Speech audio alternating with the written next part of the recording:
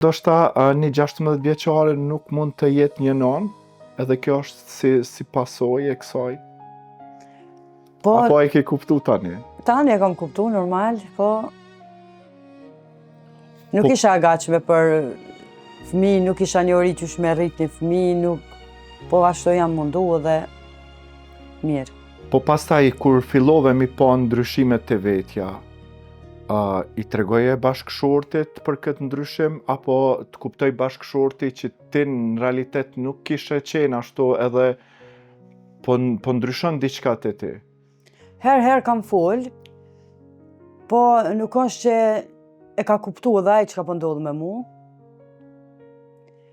Jam mundu me fol me shoqëri, me rreth, me familjar, por nuk të kuptoj.